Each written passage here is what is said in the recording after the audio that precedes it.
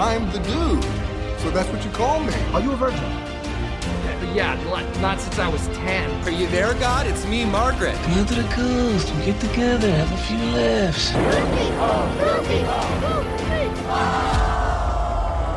Gentlemen, you can't fight in here. This is the war room. Can I return it if it doesn't fit? It always fits. Eventually. Welcome back to Movie Mingle. I'm Caveman. And I'm Maggie. And today we are on episode 60? 60! 60? What? We are in the 60s, baby. How have we done this? We've just done it. One at a time. Yeah, man. Fuck. Now we're on 60. Goes to show that you two listeners can drop 60 episodes of a podcast and for minimal money and a lot of time. Minimal money, a lot of time. But you can do it because we've done it. You don't have a social life? Yeah. And I am behind on so much TV. Like, I keep up with movies. Everything. Not all movies, but a lot of movies I keep up on. But all of our television? Television is pretty much... It's been so hard just to keep up with Daredevil, and Daredevil is great. Yeah, I still haven't finished Invincible. Yeah. I still haven't finished Shogun, so I don't think I have any chance of catching up. Look, if you're thinking of starting a podcast, just keep in mind it will take up a lot of your free time, but that's okay because it's a lot of fun when you're doing it with somebody you love. 60! What are we doing today, honey? Well, today's an animated episode. Yes, it is. And Maggie and I watched Coraline. Ooh. Which, this was only the second time I've seen Coraline. Yeah, same. Did we see it in theater together? I think we did. Yeah, 2009, we would have been together still. Corpse Bride had already come out. Corpse Bride was a kind of a cute movie for us. We've had a couple experiences with Corpse Bride. Corpse Bride was a movie that you and I saw as friends. As friends, yeah. We were just with some other friends and went then and watched when your Corpse Bride. Uncle married your aunt, they had a Corpse Bride wedding topper on their cake, which I found a choice. But, sure. Yeah. I mean, even in death, they're together. Except they weren't, because they don't end up together in the end, those two characters. But those two characters do not. But yeah, Corpse Bride was a cute film that, it definitely kind of hit us in the right time when it came out, Tim Burton-y and everything. And then Coraline came along, and I don't remember the first time I saw this movie, but I know I have seen it. So I'm going to assume we saw it in theater. It's another Leica production. Well, Coraline was directed by Henry Selick, same director that worked on The Nightmare Before Christmas, James and the Giant Peach. I love James and the Giant Peach. Monkey Bone with Brendan Fraser? Brendan Fraser, yeah. I never saw that. No. And I guess there was a Little Nightmares TV show that he directed. Little Nightmares. It's based on the video game that I'm playing currently. Oh, yeah. On Xbox. Yeah. But I couldn't find any information on who distributed it. Maybe it's not out yet. Well, it was made in 2017. What? And it just never... Did it never air? It says that one season was available, but it was also created by the Russo brothers. Wow. It's so random. Like, it's a fun little video game that's slightly, like, gives you some good scares along the way. Yeah, you've had some interesting moments with it. There have been a few times where you're like, I can't do this I have to take a break because there are some creepy things that happen. And even though I love horror films, but when it comes to horror video games, I'm not great at it because I am immersed into the horror. I remember. Whereas in a movie, I am the spectator watching the person who's immersed. When we started dating, I remember you were playing this video game. I remember the one with the Native American and the aliens. I remember that one very specifically. Yes, that one was called Prey. And then there was another one where I just kind of remember you running around a mall with a bunch of mannequins and having a really hard time with some of those levels. And I don't remember what game that was, but it was me finally seeing you be spooked by something for the first time. Yeah. And it was very interesting. It is funny how, like, scary video games get you, but scary movies don't. I can't remember if it was Silent Hill. Or, it might have been a Silent Hill game. Well, no, the one you're talking about is a standalone game about a detective who is looking for a serial killer, and then the serial killer ends up being more supernatural. all this to say, if that Little Nightmares video game turned TV series ever shows up, it's something that I think I'd be really interested in, especially if they used stop motion, because the video game itself looks a little bit in the stop motion world, even though it isn't, but it has that aesthetic to it. Coraline was written by Neil Gaiman. Unfortunately. This is another one of those things where you're like, oh, everything's great, and I love these stories. Neil Gaiman did what? What he did? Oh. So. Oh. He hasn't been prosecuted for anything, but he's admitted to some things, to some inappropriate relationships. Allegedly, yeah, there were some allegations have been brought against him for multiple different things, ever from the 70s on. You know, it sucks. Once again, it's one of those things where, you know, are you going to just enjoy the art for it being for art's sake because more than one person worked on this project? And it's hard because, like, I really liked Neil Gaiman's stuff. Yeah, absolutely. Like, absolutely did you ever know that he wrote a book on Norse mythology? Yes. And I have that book, the audio version, that he reads, and it's fucking charming and hysterical, but I'm just like, well, I'll never listen to that again. Stardust, one of my, like, top 5 comfort movies. Stardust is... And it's one of those comfort movies I don't talk about a whole lot, but, like, when I'm in a mood, I'm like, oh my God, Stardust. Well, it's got Charlie Cox. It's got a young Charlie Cox. Sweet baby Charlie Cox. It's got a young Henry Cavill. Yeah, fucking Daredevil versus Superman. Yep. And it's such a sweet film, and I'm like, yeah, aw. But I'm choosing not to let that one ruin it. There's a lot that I can put aside because... Good Omens is going to be tough because... Season 1 of Good Omens was phenomenal. Season 2 left us on a cliffhanger that broke me desperately. Season 2. And then Season 3 was supposed to be a big production, and then the allegations hit, and then it was pushed back. Well, and now it's a 90-minute movie, and it's like, and Gaiman has nothing to do with it. And it's like, we deserve more about the end of these characters' story than 90 minutes. But fucking Gaiman ruined it for all of us, so... Well, and not only did Good Omens get ruined, but Season 2 of Sandman was canceled from Netflix. I thought they were still going to release it. I was always under the assumption that they were still going to release it. From what I read, 2025, they said Sandman was canceled. Oh, and God damn that man. Sandman was so fucking good. Disney Plus also canceled their project. They were going to make Graveyard the Book into a movie or show, and that's a really good book. That's the other thing. I can pretty much put aside a lot of the movies and projects that he's worked on. Yeah, that have already happened. Like, he's so influential in pop culture with a lot of things that have come out. I mean, a couple of the best Doctor Who episodes were written by him. The TARDIS becomes a person. That episode still haunts me. What a great episode.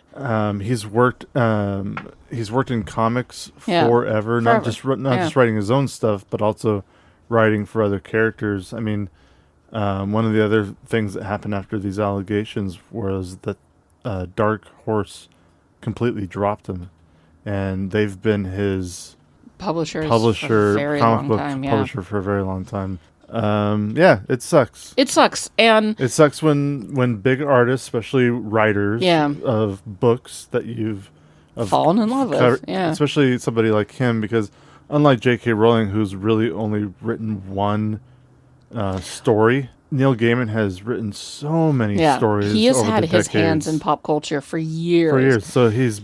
And everybody has something that he's done that they love. And whether you know it or not, you're like, fuck. And I'm choosing to like the projects because of all the hard work that other people put into it. Yeah. Especially things like Stardust, because it is such a beautiful movie made with perfect I know. And actors. he narrates parts of Stardust, so he's there.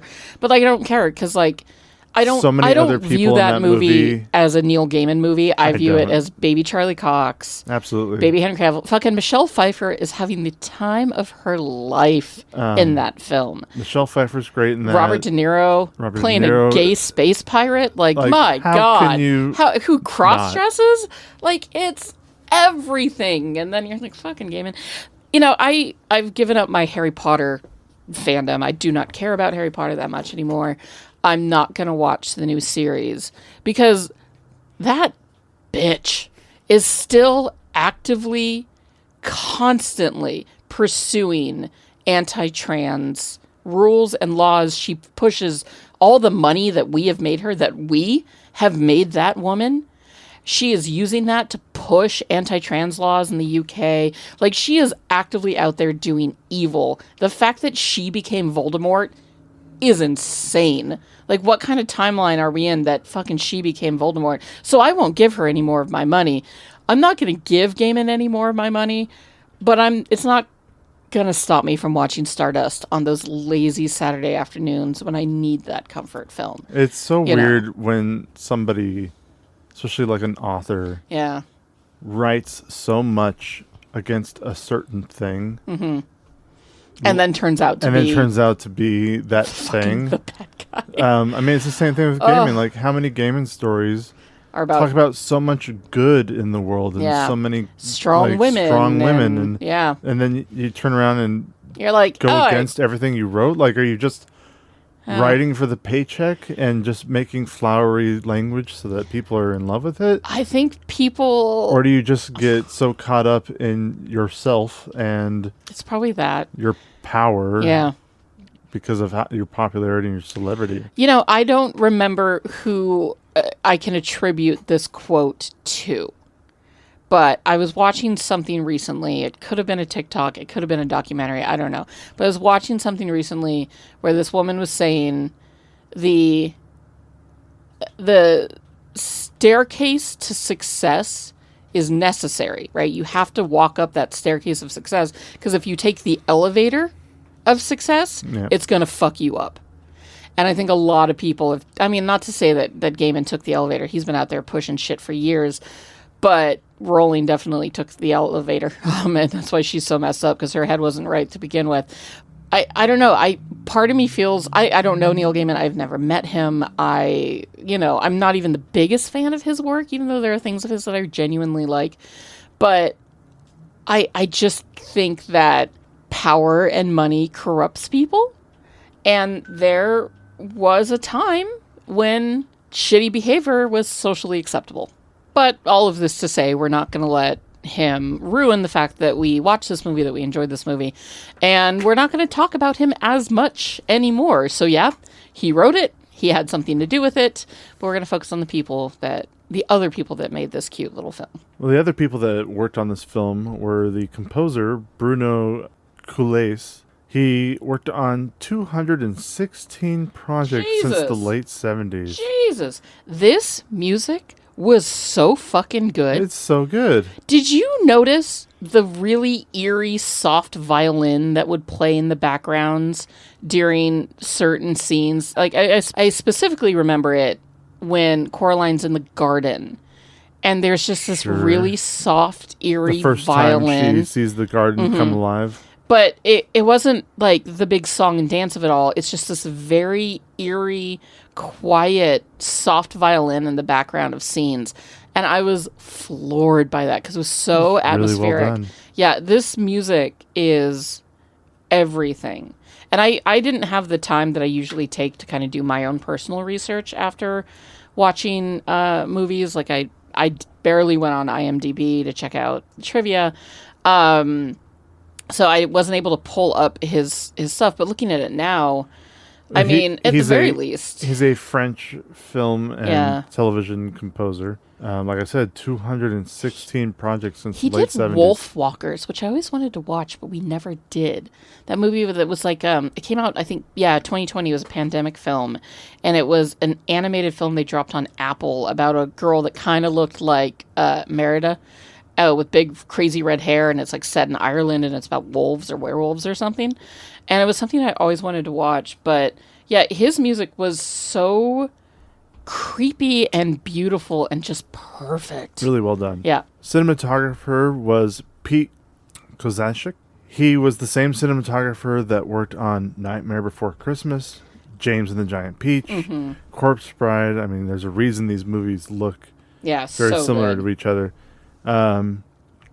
He worked for ILM. He worked on Star Wars. He did stop motion for Inner Space, Willow, Ghostbusters 2, RoboCop 2 and 3. This motherfucker made my childhood. He made... You fell asleep to Ghostbusters 2 the other night, and I let it go for a really long time, because I don't mind... I prefer Ghostbusters 2 to Ghostbusters 1, personally. But. I grew up on Ghostbusters 2. Yeah. That was the one I always liked more. I mean, not to say I don't like Ghostbusters. Oh, no, Ghostbusters is...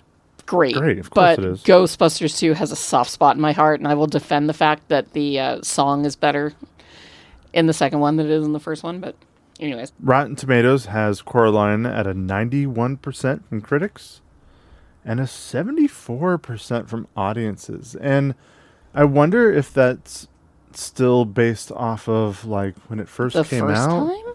No.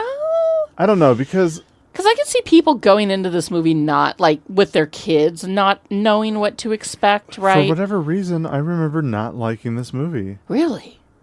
Because I know people who are obsessed with this movie the way that you and I are Star Wars. I know people that...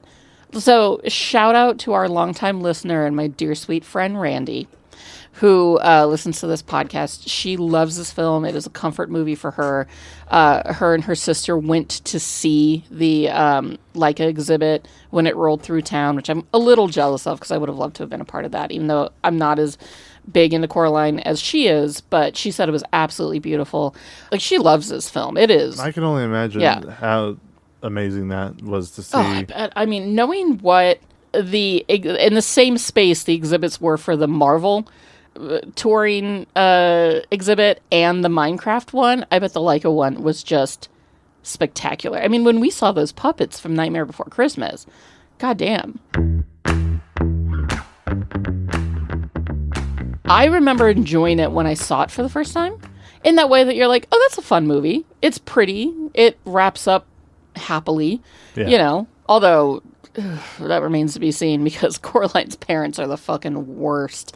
The movie ends in a certain way and you're like, oh, that was good and fun. And then I just, like, went on with life, not really giving it a lot of thought. Yeah. But I know people who fucking love this movie. In fact, when I brought it up at work that I was watching it, I had several of my much younger coworkers being like, I love that movie. I watched it all the time as a kid, but they're also now spooky goth kids now. So it doesn't surprise me whatsoever. They watched this movie a lot growing up. The fact that it only has did you say 74 or 79 from audiences? 74. That's a low C, and that's a little shocking. It's because I swear to God, I know people who should be just flat out worship this film. I mean, you were talking about, you know, the sets for this.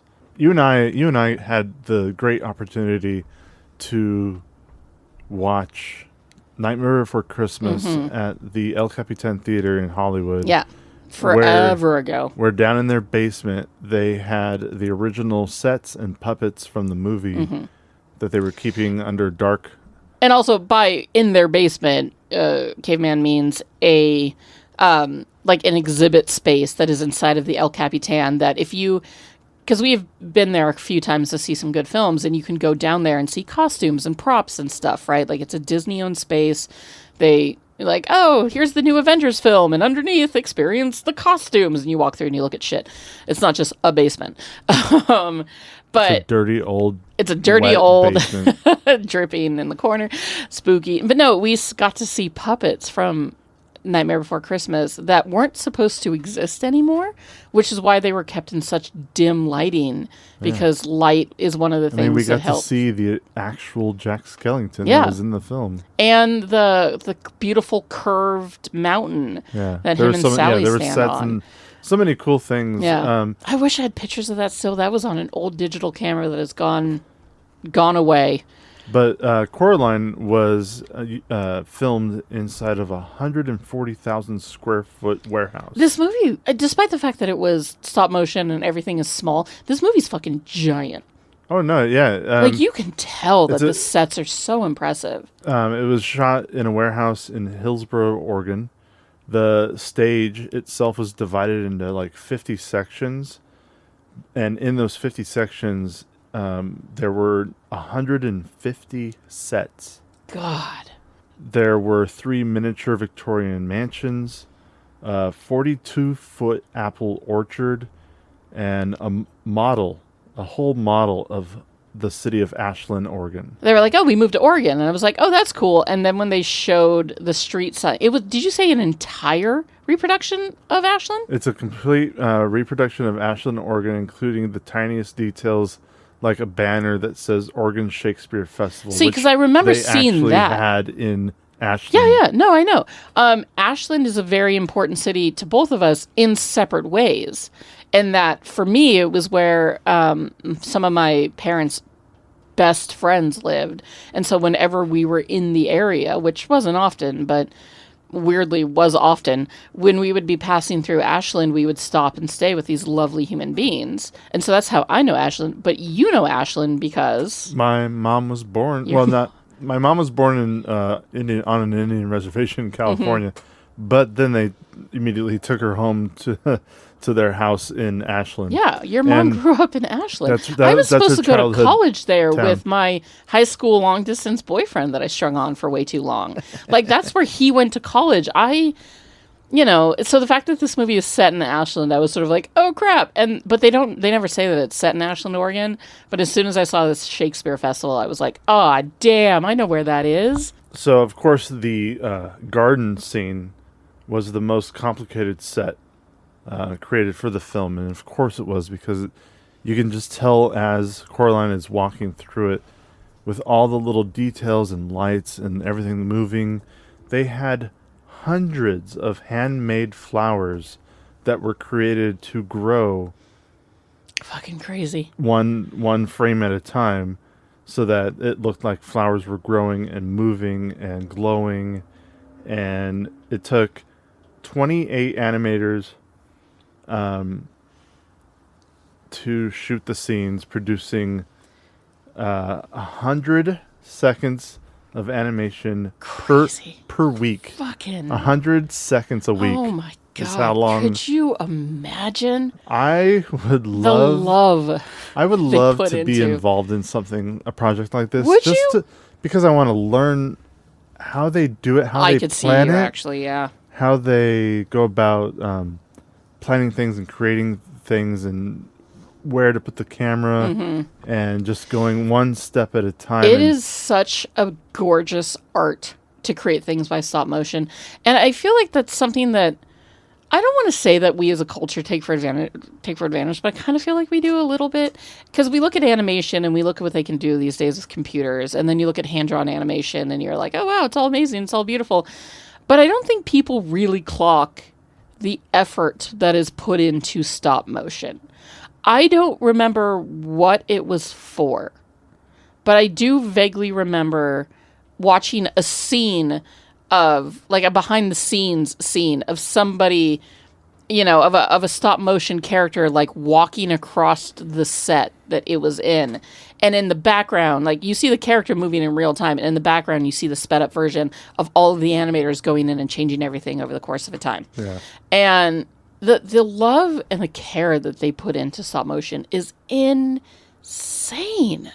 I mean, for God's sakes, they had to, like, hand paint thousands of popcorn kernels pink and red to look like cherry blossom trees. Like, that shit is bonkers to me, and I love it.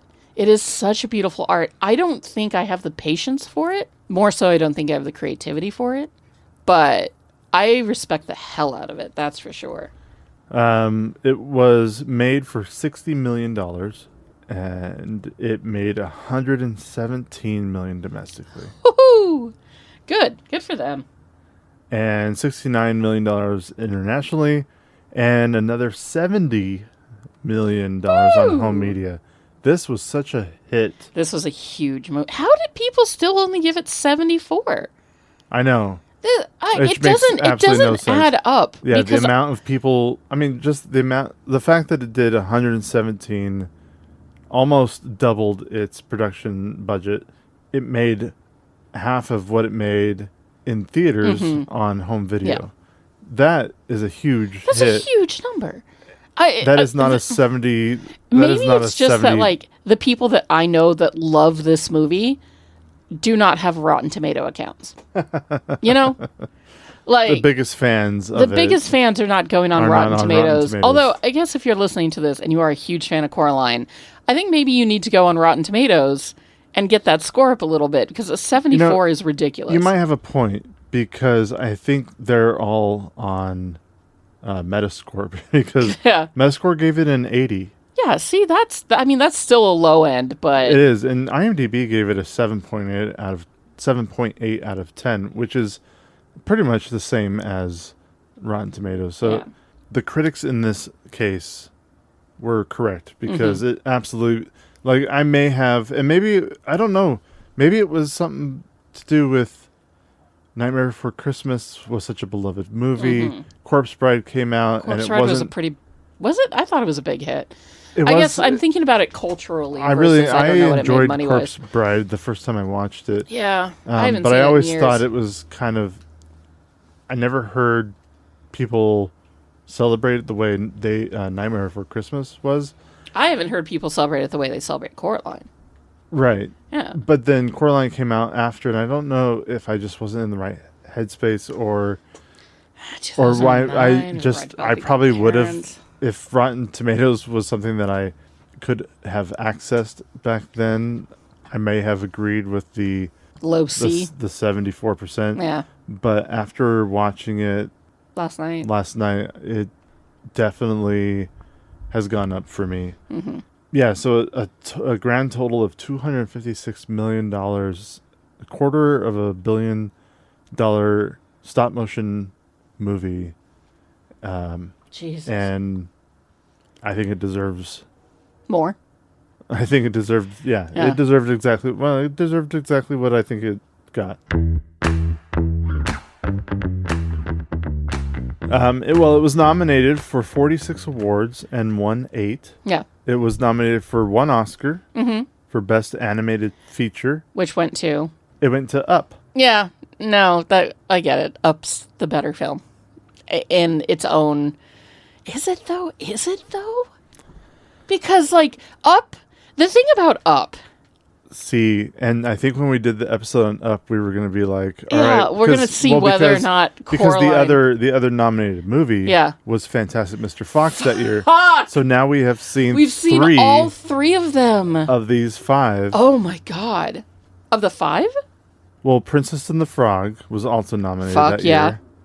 And we talked about it before, but The Secret of the Kells. Yeah, that's the one we haven't seen. Was made from the same producers that worked on The Triplets of Belleville, but... Maybe as a bonus episode, we need to do the other two and just do the fact gauntlet. That we now have watched all 3 of these movies between Up, Coraline, and Fantastic Mr. Fox. And The Princess and the Frog, because that's a great fucking movie. But of these 3 that we've watched for the podcast and have talked about, don't answer yet, but start thinking about which of the 3 I already have my answer. That you think is the best, is the would worthiest. Have won. Don't say it.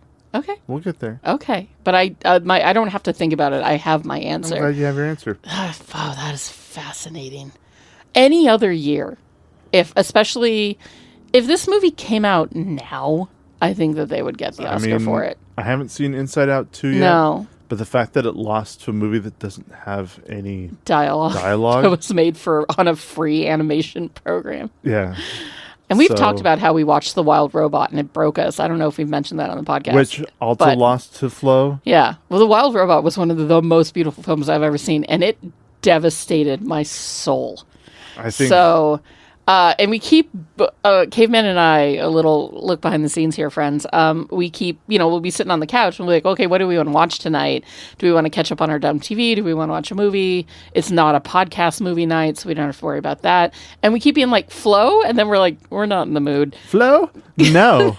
Because we don't want to. I'm just. Look at that. Wild Robot is number 2 on my 2024 list of. If Wild Robot broke me that succinctly and Flow won the Oscar, I just kind of can't right now. Like, with everything going on, I just can't. But I can't cry that hard. I really want to. And if you don't jump on board soon, well, I might just watch it for fucking myself. pitter patter, honey. Let's get after it eventually. Our weekend's coming up. Get at it eventually. Eventually.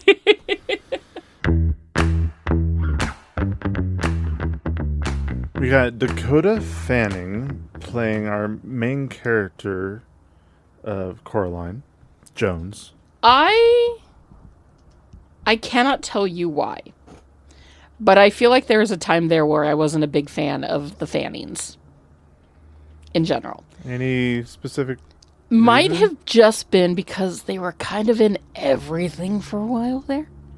Like, for, like, the mid-2000s, they were in fucking everything. They were all over it. And at the best of times, I have hard times with kid actors, because sometimes you're like, I can see this kid acting, and it's riff. So I can't 1,000% say exactly what or why I had against the poor girl, but these days, she is an incredible actress. She had a short part in Once Upon a Time in Hollywood, which she was killer in. I enjoyed Ocean's 8, although I don't remember her in Ocean's 8, but I enjoyed the hell out of it. Hell, I came in while you were watching The Watchers, and I was shocked at what a good performance she gave in that. Yes, she was in some of the Twilight movies. We will forgive her for that.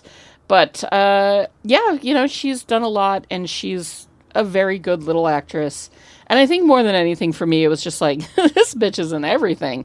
But she was. Yeah. She was kind of like the go-to kid actor for a long time. The first project she worked on was doing the main character of My Neighbor Totoro.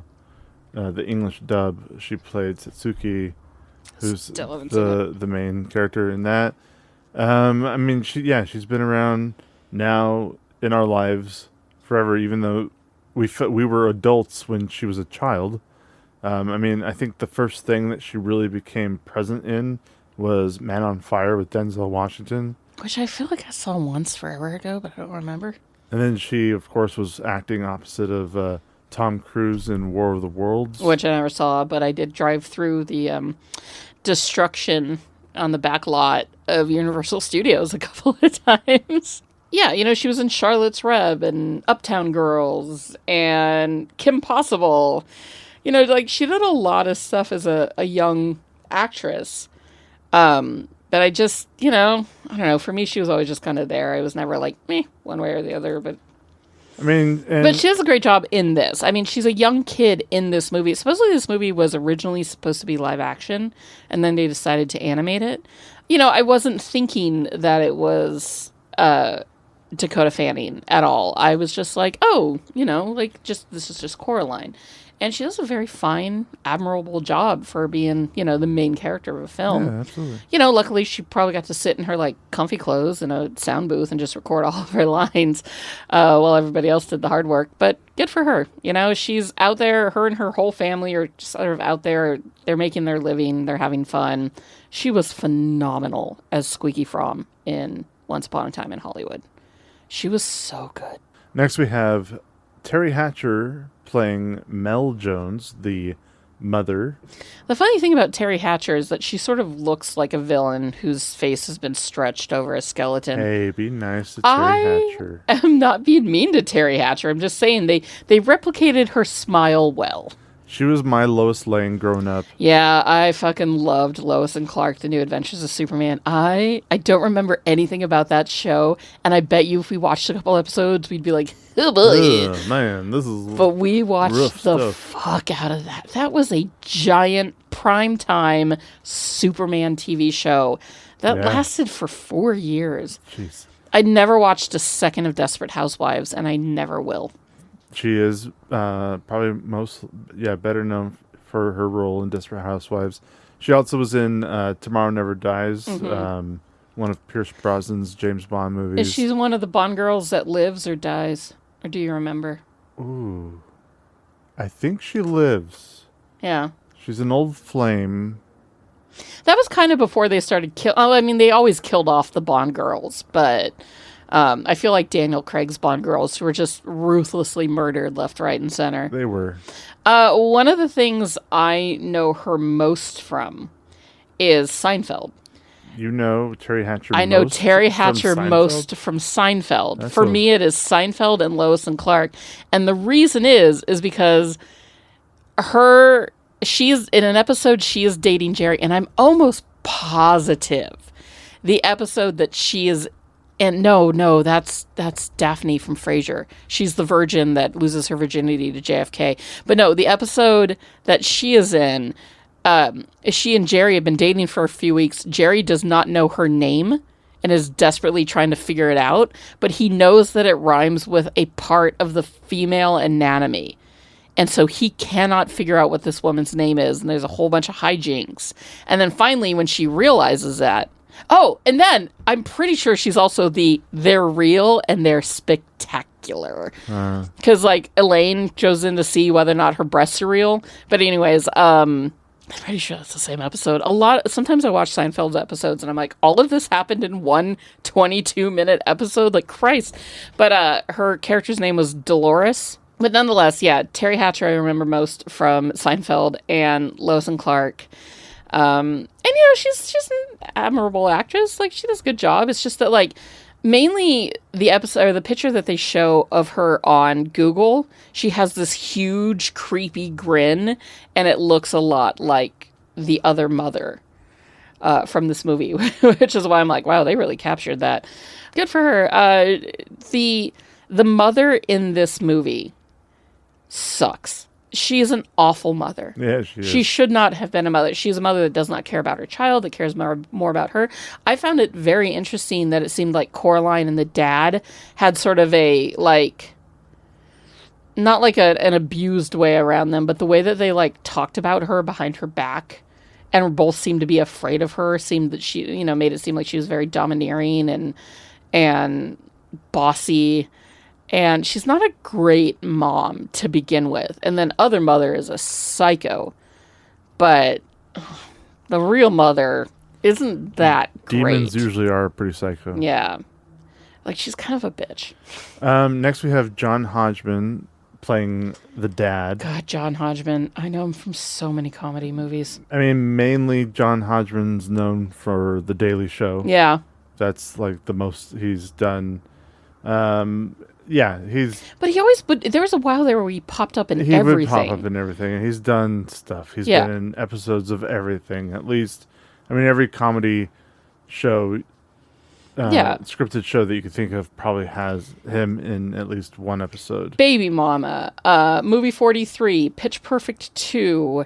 Like, John Hodgman is just... I mean, he's in Community. Yeah. He's in... He's done stuff in DuckTales and a bunch of cartoons. He's done Flight of the Conchords. Like, the man's done so much. And I'm okay with that because, frankly, he's a delight. The dad character is very... he isn't the best father either, but he seems to care about Coraline a little bit more than the mother does. A little bit. Just a little bit. I liked that other father was ultimately, like, helpful to Coraline in the end. But yeah, John Hodgman's just, God, he's just done stuff forever. Yeah, really funny guy. Now, we can talk about Jennifer Saunders and Dawn French essentially as the same person because they have been a comedy duo for so long that I'm pretty sure they came out of different wombs at the same time and then immediately held hands and did a comedy routine that just killed the British public. French and Saunders have done just countless spoofs. I kind of fell in love with them originally because they did a fantastically funny Lord of the Rings spoof. They've been in 100,000 things. They're a very famous British comedy duo. They had their own TV show. They're probably most known for Absolutely Fabulous. Right, So Ab Fab has a giant cult following. Absolutely. I've watched a lot of Ab Fab over the years. French and Saunders, the TV show. She was the voice of the grandmother or the fairy godmother. Jennifer Saunders is the godmother in Shrek 2, which we'll be watching soon. Dawn French was the lady in the painting. Yeah, in Harry Potter. Yeah, like they've done like, name a British show and they've been on it. I'm sure. Yeah, and I adore them. Mrs. Beaver and Narnia. Mm-hmm. Yeah, they've always been there, and we love them. French and Saunders, long may they reign. Like, and interestingly, because Jennifer Saunders is very tall and lanky, and Dawn French is kind of short and squat. It's one of those comedy duos. It's your Laurel and Hardy, the tall and the short fat, right? The tall skinny and the short fat. Yeah. So they actually voiced opposite characters in this movie, where Jennifer Saunders was the short fat character, even though she's the tall lanky one, and Dawn French was the tall lanky one when she's usually the... Yeah. So I thought that was cute that they kind of swapped that up. Also, I think it's sort of implied that they're old burlesque dancers. But I was sort of shocked at some of the costumes, quote unquote, that the characters wear. Yeah, no. I was very this child's animated film has some tig old biddies in it. A little more PG-13 maybe? There are some tig old biddies. They're also like 90 tig old biddies, but they're there nonetheless. But the next two guys that we have to talk about... Well, I want to talk about Keith David. Haven't we lavished enough love on Keith David? No, it's impossible. We fucking love Keith David. Deserves everything. He deserves the world. He plays the cat. Yeah. That deep voice, that slanky way. He was in this film that was nominated for an Oscar. Yeah. And the same year, he was in The Princess and the Frog, nominated for an Oscar. He's the villain in The Princess and the Frog. Yeah. And that villain is such a good Disney villain. Yep. Dr. Fancifer or something like that. I don't remember his name offhand. But, yeah, he... fucking long may Keith David reign. That man, he's 68 now. Yeah. I love him so much. God, he's only 68. Yeah. He's also 6'2". That's a tall man. He's a tall guy. Yeah. Of course, he was in They Live with Roddy Piper. The Thing. Yeah, you finally got to see him as Childs in The Thing. God, he was so hot. He's so good in that. Yeah. I mean, our kids know him and love him from Has Been Hotel. 400 projects this man has been in. Jesus Christ. Also Community. Yes, he was in Community as well. 400. 400. This man is a character actor. He is, honestly, like, the man deserves his own honorary Oscar for just being in so many great fucking things. Keith David, we love you, and we know you're listening. Please come on our show with us. Please come to our small little apartment. Keith David. Shake our hands and then bring that voice onto this podcast so that we could die a little bit on the inside with joy. God, fuck, do we love him. And his smile. That man's got a smile that could light up a room. He is so handsome. Did you know that his role in The Thing was the first I think we brought that up. movie that he ever was in? Yeah, that it was his first film. It was his first film. He was in like a TV movie before. We love Keith David. That man so much. Yeah. The next man that we have to talk about. Another man that I would love to have on the podcast and just would not be able to say anything. No, nothing whatsoever. I would stare at him and be frightened to talk. See, and I would annoy him by the amount of times I mispronounced his first name. Yeah, because he would say Ian McShane instead of Ian McShane. Good old Ian McShane. Ian McShane, who is 5'7", so he's barely taller than me, although I think that might be a little bit of a lie. I know he is a tiny man, hence why I call him Ian McShane. He is an incredible British character actor with this deep, gravelly voice. He plays the Russian neighbor, and that does all the weird the man from upstairs is essentially what he's called. And Ian McShane has been in all the John Wick movies. He was in the he was in the fourth Pirates of the Caribbean. Bless his soul for that paycheck. He has done Kung Fu Panda. He has done Hot Rod. He's the dad in Hot Rod that Andy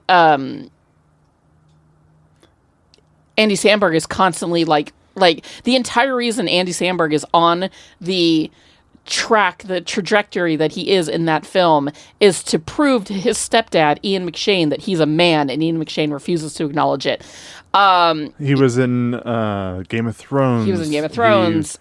He was in The Golden Compass as the more villainous polar bear. Mm-hmm. And most importantly, he was in Deadwood. His best role ever. My beloved with my beloved Timothy Olyphant, who is having a resurgence in my life right now. I am Al Swinton. This is bullshit.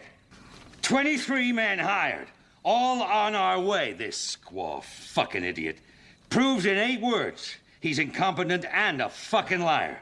He kind of got Adam's telegram more than 4 hours ago, yet he expects me to believe that in 4 hours he can prudently assess the qualities of 23 hires. On our way means they're getting drunk and blown in some saloon in Cheyenne and running their mouths about this big fucking filibustering expedition they've been commissioned for under command of the famous Hawkeye. The laziest, most shit-faced, whoremongering cocksucker to ever piss my money away. I'm going through a major Timothy Olyphant resurgence right now. I'm not going to explain why, but I am, and I'm very happy for it because I love that tall, lanky son of a bitch. But Ian McShane in I barely watched Deadwood, and even I know about Swinton and what a great character he was. Just that perfect, leathery face, that gnarled voice, that grim, I will fuck you up attitude, perfect for a Western. My love for Ian McShane will never die, even though I constantly call him Ian McShane. But he's just so small. He's going to be in that ballerina movie, too, that John Wick spinoff, which I'm not curious about, but I'll probably watch with you. I'll probably watch it eventually, and I don't have to wait. I don't have to watch it in theaters, but I'll watch it eventually. Ian McShane, wait a minute. He was also in... I'm a big Jonathan Glazer fan, and who did Sexy Beast, and Ian McShane was in that with Ray Winstone and Ben Kingsley. He is 82. We are not long with Ian McShane, and that makes me so sad. Don't say that. He was also in that terrible Hercules movie with The Rock, so yeah, the man's done some stinkers, of course. But he's done a lot. Long enough career, everybody's got a stinker in there, but fuck, I just love him so much. I'm never unhappy to see him pop up in something. I remember when he joined Game of Thrones, I was like, really? That's going to take me out of it because I'm just going to see him and be like, that's Ian McShane. I don't even remember what character he played, but I remember he did a great fucking job. He was essentially like, the Hound is this kind of uncontrollable beast. Yes, and he was like the soft man that somehow tamed the Hound. It's like turning a life sentence murderer into a born again Christian. Yeah, that was Ian McShane's role. Was I'm going to bring you to change the Hound. Change your outlook on life. And only Ian McShane can do that. This cast is full of just some stone cold bangers for me, and my God, I just adore Ian McShane to no end. Now, I don't know who Robert Bailey Jr. is. He plays the character of Wyborn or Wybe. Mm-hmm. I didn't like Wybe because his head was so heavy that he couldn't keep it up, and I don't know why I found that annoying. Looking over Mr. Bailey Jr.'s work, I don't the look of the movie. See anything. 45 episodes of The Night Shift, What's The Night Shift? Series from 2014 to 2017. It's a Is that Noah ER Wiley? drama. I don't recognize. Oh, nope, he was in The Happening. I recognize that, even though I didn't watch it, and I never will. He was in Bubble Boy and Mission to Mars. He is also in For All Mankind, which hopefully is a better thing. I don't recognize this man's work. I did not particularly like the character, but I did like the character. Oh, wait, he was in Dragonfly? I fucking loved Dragonfly. Did you ever watch that movie? Yeah, with Kevin Costner. Kevin Costner, yeah. My dad and I really loved Dragonfly, and whenever it'd come on TV, because there was a while there when that movie was all over TNT, we would sit down and we would watch it no matter what part we came into it. And that was a part of that early 2000s weirdly supernatural dramas that existed, right? That was one of the many where you're just watching this average film and you're like, oh, wait a minute, it was ghosts, or it was angels, or it was something paranormal the whole time. But for some reason, that particular movie really, oh my God, Dragonfly has a 7% on Rotten Tomatoes. I need to rewatch this. It's been so long. But yeah, that was pretty bad. Like, it's got a 6.1 on IMDb. Yeah, 7% is 7%'s pretty somebody has it out for. I don't know how much it made, but it only made $52 million. I don't know how much it was. I mean, for God's sakes, like, Kathy Bates is in this movie? 25 on Metascore. Oh, boy. Yeah, like, it was like What Lies Beneath and the Mothman Prophecies and all those other, like, weirdly, like, supernatural films from the early 2000s. Yeah. So, yeah, he was in Dragonfly. Robert Bailey Jr., you were great in this role, but there's something about the way that his head was always, like, cocked down that I think it just bothered me. It fit the aesthetic of the movie. It did. Like, even if you think about Ian McShane's character with those long legs. Those tiny, skinny legs and that huge body. Yeah. It's I know. Going for a look. And it achieved that. And when you look. go to the other world and he's got the button eyes and he's still doing the that. mute mouth. And he's very sort of like put upon. It's very disturbing in a way. And his character doesn't exist in the novel, by the way. He was made for the movie specifically. It's all right. Yeah, but good for you, man. As soon as we started watching this movie, I felt like I just immediately was like, why did I dislike this movie? What's going to happen? Why did you dislike this movie? I don't know. And because immediately I was just like, this music is great. I'm really liking the camera movements. The vibe. The stop motion, of course, was very impressive. Mm-hmm.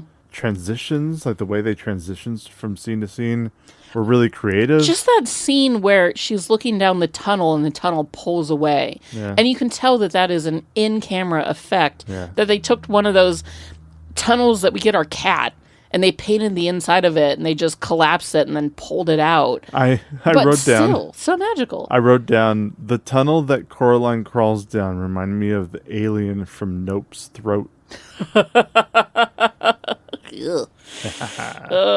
Nope. Yeah, I mean, it's a great movie to make it. I mean, how many kids have always wished that they had like the perfect version of what they think they would want their parents to be? Yeah, I feel like that's something that a lot of people can. Yeah, no, it's a very relatable film, especially like moving as a kid. You didn't move as a kid, but I did. Moving as a kid was awful. You know, you leave the people that you knew and love, you leave your school, you know, you go, I think we talked about this on Inside Out, you go to a new place and you don't know people, especially at 12. It's a really hard thing. And I felt like it really captured like Coraline's angst in a beautiful way, because we also are very aware of what 12-year-old kids are like. And this movie is a really beautifully captured film. Like, it's such a gorgeous moment. The idea of having parents that are nicer to you, that care more about you, especially because these parents were very disconnected. They didn't seem to care a lot about their child. You know, it was all very... And, like, I get it. There are days when I'm like, when our kids come along and they want my attention, and I'm like, oh, I will... Can you please not? Please not. Like, I can't do it right now. But it seemed to me like that was a common thing for Coraline, that she really put up with a lot of her parents' indifference, which made, you know, the other world so much more magical. Sure. Clearly, this demon has been there for a while doing this thing. YB talks about how they're not supposed to rent any, you know, apartments out to people with children. YB's great aunt, his grandmother's daughter, you know, was one of the victims of Other Mother. Like, you know, this is an evil demon who's set to prey upon children for whatever reason. And I kind of like that we never know why. Just that she's just been out there doing this for a very long time. Well, and I mean, I think I feel like the demon haunts the house itself. In a weird way. It's tied to the house. Yeah. Because, like, although the actresses, you know, French and Saunders, they have a mat on their front porch that says no whistling in the apartment, which is because whistling is it's a superstition against whistling in theaters. But also there's the superstitions about whistling out in the forest and at night because it can attract demons. The mice that Ian McShane's character is trying to train for his circus. they talk to him and tell him things from other mother. The cat clearly is this weird, like, pseudo-demon that comes and goes.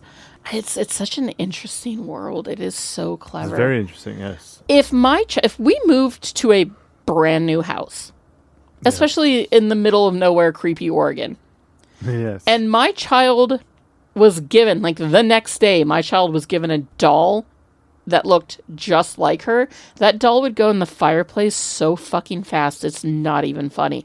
I would have just been like, nope, and into the fireplace.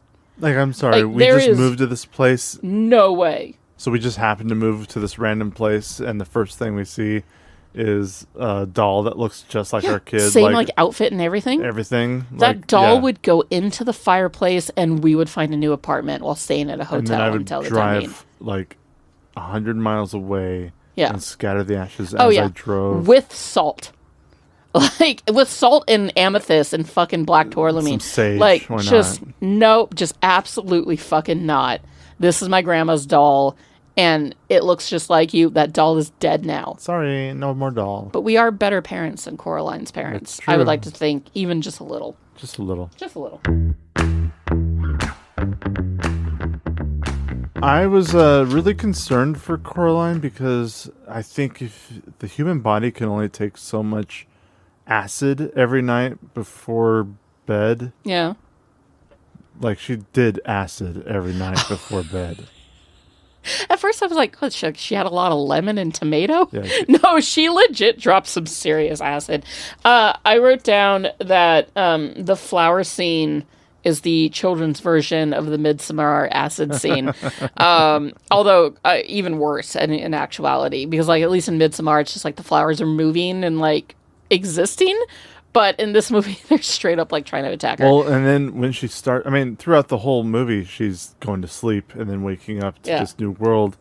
And even towards the end of the movie, where she's collecting the other kids' souls, every single journey was such an acid trip. Oh yeah, no, it's insane, some of the shit she goes through. I've never taken acid or any other psychedelics. I don't know what they are like, but if they're like that, I probably don't want to try that, because that seems, I'd rather the Midsommar version than this. You'd rather take mushrooms? Maybe, although I do hate mushrooms. Lemonade with special, no, it was tea. Yeah, special teas. Special teas, and then lemonade. In the right environment, if my kids weren't around, maybe. But like the acid trips that she goes on, I mean, it's an insane world. But you know, that's the thing is that the real world, quote unquote, real world of this movie is already so insane. If you look at the way that the characters are shaped, if you look at the kind of the things that exist in that world, what's going to be even bonkier is going to be double acid. I don't know. It was nuts. It was a weird movie to watch a little high too. But yeah, absolutely. Just, I mean, they did such a gorgeous job. And that's something that Caveman is unfortunately known for, is creating these, like, wonderful, vast, different worlds. I mean, look at the world of Stardust.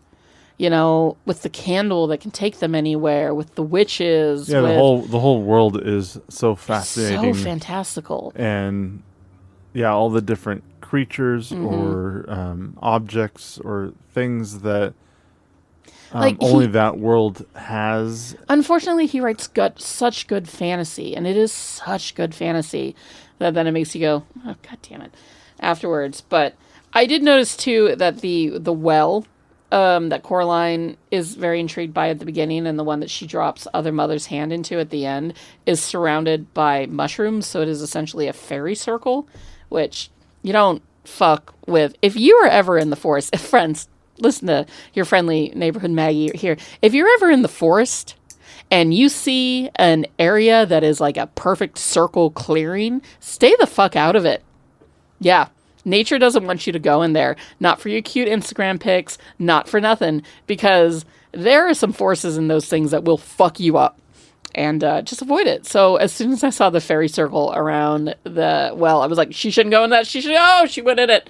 But maybe it ultimately is a form of protection over Other Mother's hand getting out. But do not go into fairy circles, friends. So yeah, a lot of crazy psychedelic moments in this movie. Another show that Gaiman worked on, or at least was adapted from a book, that also has some really psychedelic acid trips of sequences, was his American Gods. You loved that show. Yeah. Was so fucking. And that was also Brian Fuller. Fucking Brian Fuller. Between, when you take Neil Gaiman and Brian Fuller's mind, those two minds put together, American Gods, first it's going to create an insane something that's not going to last because it didn't last because people just didn't get behind it. Yeah, kind of the much same like way. All of Brian Fuller's shit. People just don't care for Brian Fuller, which is crazy because I know so many people that are obsessed with Hannibal. I couldn't watch it because it was too much for me, but I know people that are obsessed with it. I think Hannibal was the first. I think that was because it was an IP that people could get behind and knew. American Gods was very new. And then Pushing Daisies was the world of Pushing Daisies is one of my Pushing Daisies is one of my favorite TV shows of all time. It is no longer up there on the list of like shows that deserved more because there's no way they could come back to it now and it could be the same. Like no way whatsoever. The same way that people are still clamoring for a Firefly season 2. Like it's never going to happen, and it wouldn't be the same. Stop asking. Like it could have happened 20 years ago. But it's not happening now. And that was the same with Pushing Daisies. It's too late. 15 years ago, yes, I would have murdered for another season of that. But now it's just too late. But that show is as dear to me as anything. I mean, the Pie Maker forever. Oh, God. He will always have just unreasonable expectations for men. Lee Pace. Anyways, I did want to bring up the trapeze scene where Ian McShane, the other Ian McShane, is doing... Oh, no, it wasn't the trapeze. It wasn't Ian McShane. It was the actresses. Yeah. Are up on a trapeze thing. And when they unzip their fat bodies and come out, and I legitimately gasped out loud. Like, that brought a moment out of me. And it was so good.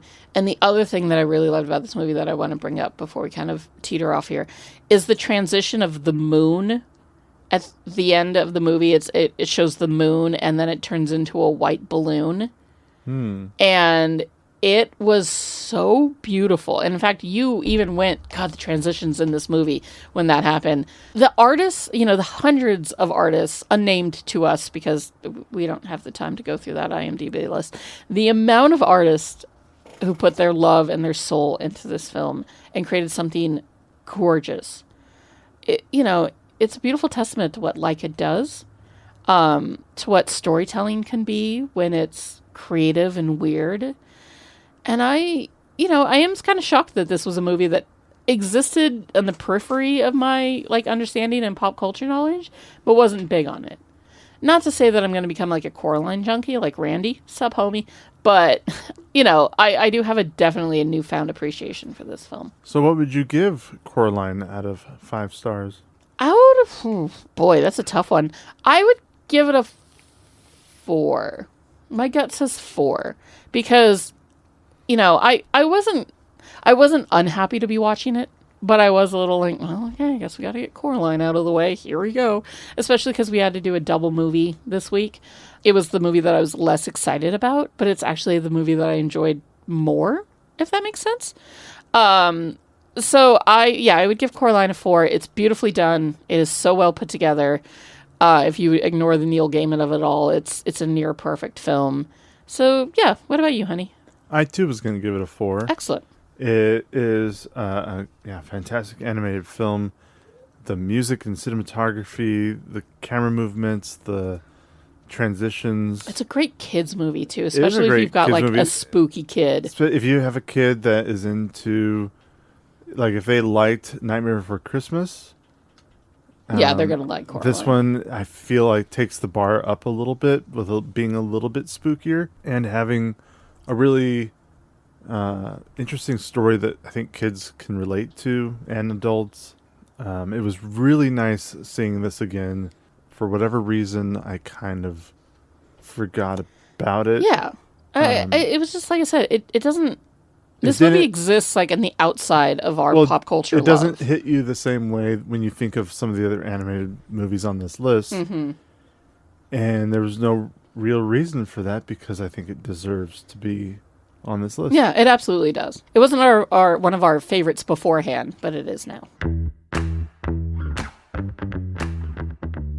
Well, now that we've talked about Coraline, comparing it to the other movies that we've talked about on the podcast that were also nominated that same year, being Up and Fantastic Mr. Fox, which movie would you have voted for that year? Fantastic Mr. Fox. Up is darling and charming and it makes me ugly cry, but the story itself is kind of weak once you really get into what the story of Up is. You know, if you kind of strip away the emotional manipulation of that film, and I'm not saying anything bad about Up. I love that film. But stripping all of that away, the story is a little bit weak. Coraline, gorgeous film, really interesting story, you know, very well put together. But Fantastic Mr. Fox is so charming. It is so well done. The costumes in Coraline are great. I was telling Caveman that one of the employees at Leica had to knit clothing for the characters of this film using knitting needles the size of human hair. That's insane. Make bigger puppets, guys. Like, not smaller sweaters, bigger puppets. Jesus. Like, the artistry that went into Coraline is incredible. But Fantastic Mr. Fox is just a little bit extra for me. The set, the story, George Clooney, the way that they recorded outside to give it a natural feeling, the scene with the wolf at the end, like, that movie is so dear to me. So for me, it would be Fantastic Mr. Fox. What about you, honey? That is kind of a tough question. It is. You asked it, but it's hard. I do really like Up. It's a really great film, but you're right. Like, when you peel back what it's trying to do to you emotionally and you just look at the story itself, it's a good story. It's a good story, but it's not great. Man, you compare it to Fantastic Mr. Fox and Coraline, I think those were the two movies that should have been the bigger contenders. I honestly, like, I don't mean this in a derogatory way, but I genuinely feel like about 80% of Up's good graces is because of that for the first 15 minutes. Yeah. Because that in its own right tells one of the most incredible stories any of us have ever seen. But then after that, we're like, oh, it's just a guy and a dog and a bird and a kid. Like, it's cute, it's funny, don't get me wrong. Yeah, like, it's very clever and fun, but it's the first 15 minutes that makes Up. And I'd say maybe like the last 15 minutes. Whereas Coraline and Fantastic Mr. Fox are very solid stories throughout.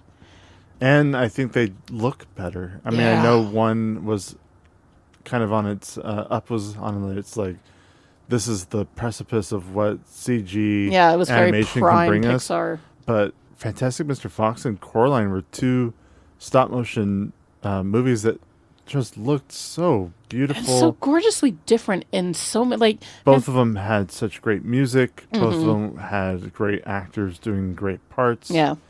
Both of them had really great stories. Like, Fantastic Mr. Fox has just such a fun, whimsical feeling about it, about all these animals banding together to try to outsmart the humans. And Coraline is this beautiful story of a daughter who just wants a little more attention from her parents.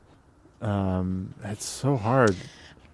But I would probably have to go with Fantastic Mr. Fox just because I think it has the stronger story overall. Yeah. And also, like, if you think about the visuals of the smoke being cotton wool, right?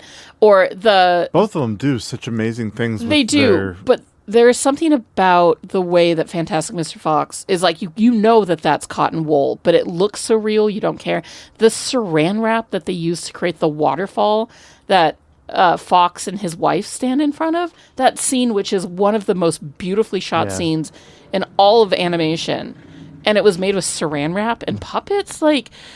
There is a small edge that Fantastic Mr. Fox has for me in terms of the beauty and the story. Again, that moment with the wolf at the end is so gorgeously special. Yeah. And then, hot box forever. Hot box. So, yeah, for me, it would definitely be that. So, Maggie. Yes, Caveman. I have 2 questions for you. Hit it! Kevin Feige got in contact and told me about Moon Knight, and I said, who? The first time I put the main costume on, I felt like a winner. Oh, my baby! Moon Knight came out 3 years ago today. Jeez, 3 years already? Yeah. It's been 3, actually, I think 3 years today as of the day that we're recording this, because I saw something on Instagram. The fact that my beloved, my sweet soft boy, is in the MCU, and he is so far not coming back for any of the movies, goddamn you, or season 2, goddamn you, how dare you waste him. Anyways, the fact that he has been in one of my favorite MCU shows, and I have not watched it, I've only watched it twice all the way through, is shocking to me. That is shocking. Whereas, and I just bought it for you on Blu-ray. I know, in a beautiful steelbook case, and I will get around to it. I kind of mainly got that for like the future if Disney Plus ever goes under, because give it time. Falcon and the Winter Soldier is so much more beloved to me, and the fact that I pick Bucky Barnes over Oscar Isaac is insane. But I think it's time to rewatch Moon Knight because Oscar's so good in it, and I've only seen it once. Well, when we I would like to say let's rewatch it together, but we have got too much shit. So much other stuff. I mean, we're trying to get through Andor. Yeah, Andor's we're trying to get through Big soon. Mouth. Big Mouth is coming back with their new season. Their last season. There's just too much. There's but a lot. I just love him. Mark Spector, marry me. So Maggie. No, Stephen Grant. So yes. Maggie. What? Where am I? Who? Would the presence of Oscar Isaac have made Coraline a better film? Oh. Or I guess the presence of his voice. Those beautiful... Kevin Feige got in contact and told me about Moon Knight, and I said, who? Who? The first time I put the main costume on, I felt like a winner. I felt like a winner. He's So- such a dork. Oh my god. So I love imagine him that so much. voice in Coraline. Yeah. Would that voice have made this movie better? I don't think it would have made my score go up, but it would have been nice, yes. So I'm going to give it a tentative sure, but only because it just would have made me like, I wouldn't have given it a bigger score, but I would have just enjoyed it thoroughly. Yeah. So second question. Oh, wow. Which character would you have had Oscar Isaac play? Well, not Keith David, because I would love to see Keith David and Oscar Isaac interact in any way, shape, or form, because I don't think that my ears could handle those two voices going after each other. John Hodgman did a great performance, and he does sing, so I would have liked to have had Oscar in there as the father. Because I wouldn't replace Ian McShane. I wouldn't replace French and Saunders. Terry Hatcher.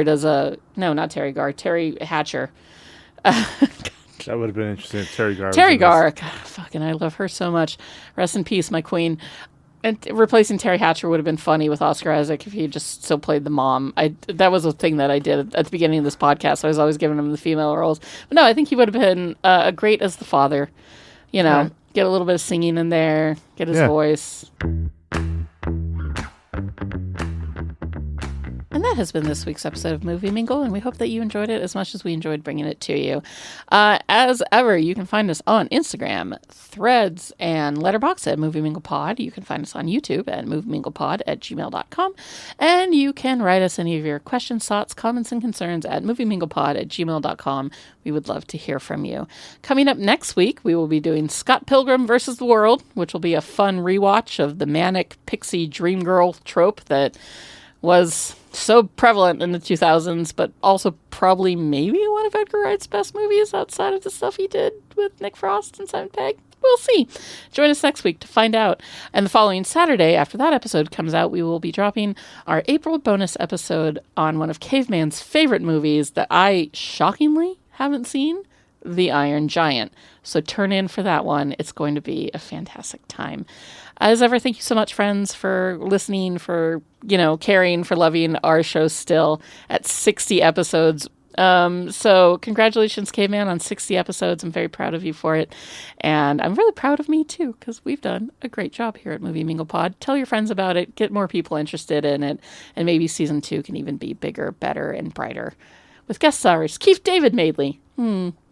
Anyways, until then, Take good care of yourselves. Be safe in this big wide world. Do not let anybody sew buttons into your eyeballs.